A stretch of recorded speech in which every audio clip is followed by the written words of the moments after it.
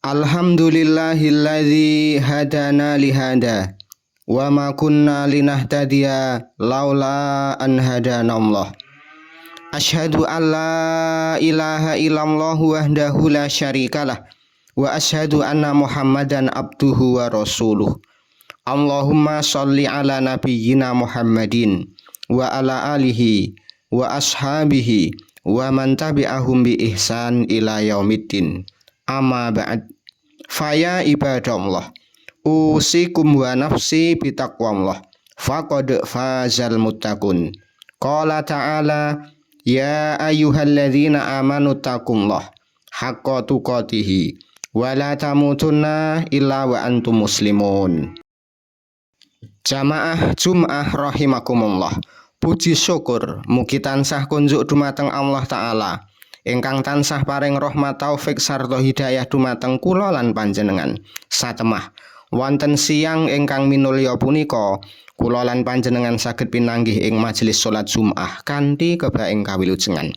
Sholawat ugi salam mugi tansah kunjuk dumateng Nabi Agung Muhammad sallallahu alaihi wasallam ingkang tansah kula lan panjenengan tenggo syafaatipun binjang wonten dinten akhir. Ma'asyiral muslimin, wonten ing kalodhangan siang punika khatib wasiat sumangga tansah ningkataken takwa dumateng Allah kanthi nindakaken dawuhipun lan nebihi awisanipun.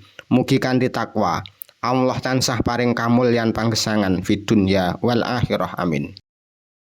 Jamaah Jum'ah rahimakumullah, wekdal ingkang kapengker kula lan panjenengan mireng kabar ingkang miris sanget ing manah wonten ing salah setunggal kabupaten kedadosan kasus bunuh diri ngantos ambal kaping kalih ing wekdal ingkang celak. Kabar punika mboten namung damel ngelus dodo, ananging ugi dados penget tumrap kula lan panjenengan minangka umat Islam lan warga masyarakat. Saben manungsa ingkang gesang ing donya punika mboten bakal ucul saking ujian lan cobaan. Menapa punika rupa masalah ekonomi, penyakit, utawi sesambungan ing keluarga.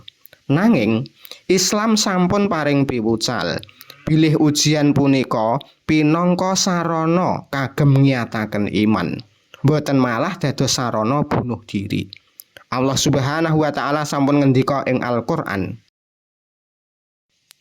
wala taqtulu anfusakum innallaha kana bikum rahima. Lan aja sira mateni dirinira dhewe, sejatine Allah iku maha welas asih marang sira. Ayat punika minangka bukti lan penget ageng bilih Allah Subhanahu wa taala punika maha welas asih marang sedaya hambanipun. Katresnan lan welas asihipun Allah punika wiyar sanget ngluwihi sedaya cobaan ingkang nembe kula lan panjenengan adepi. Wujud welas asihipun Allah punika ugi katingal saking janji-janjinipun ing sakjroning Al-Qur'an. Bilih Allah mboten pisan-pisan maringi ujian lan cobaan ingkang ngluwihi wates kekuatan manungsa. La yukallifullahu nafsan illa wus'aha. Punapa mawon masalah ingkang kraos awrat ing mripat lan pikiran kula panjenengan, sejatosipun Allah sampun ngukur lan ngawuningani bilih jiwa kula lan panjenengan punika panci kiyat lan sanggup kagem ngadepi ujian kasebat. Jamaah ingkang dipun mulyakaken Allah, wonten tigang piwucal ingkang kedah kula lan panjenengan gatosaken supados keluarga lan lingkungan tebih saking tumindak putus asa lan bunuh diri. Sepisan nyinau bilih nyawa punika amanah. Nyawa lan raga ingkang dipun gadahi dening kula lan panjenengan punika murni titipan saking Gusti Allah. Kula lan panjenengan boten gadah hak kagem ngrusak utawi mungkasi gesang piyambak. Tumindak bunuh diri punika klebu dosa ageng amargi nglanggar hakikat amanah kasebat. Ingkang kaping pindho, larangan putus asa saking rahmatipun Allah. Nalika masalah krasa awrat sanget, kula lan panjenengan kedah enget bilih rahmat lan pitulungan Allah punika tanpa wates. Mboten wonten masalah ingkang mboten wonten solusinipun. Allah Subhanahu wa taala ngendika ing sakjroning Al-Qur'an surat Al-Insyirah ayat gangsal lan 6. Fa inna ma'al usri yusra.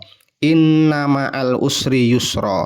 Mula sak temene bebarengan karo kangelan iku ana perkara gampang utawa pitulungan. Sak temene bebarengan karo kangelan iku ana perkara gampang. Ingkang kaping 3. Peran srawung lan peduli marang sesami. Asringipun tiyang ingkang nggadahi niat bunuh diri punika amargi rumaos piyambakan lan boten wonten ingkang mireng sambatipun. Minangka tangga, kanca lan keluarga, sumangga kula lan panjenengan langkung peka. Menawi wonten sedherek ingkang ketingal murung, bingung utawi depresi, sumangga paring panyengkuyung.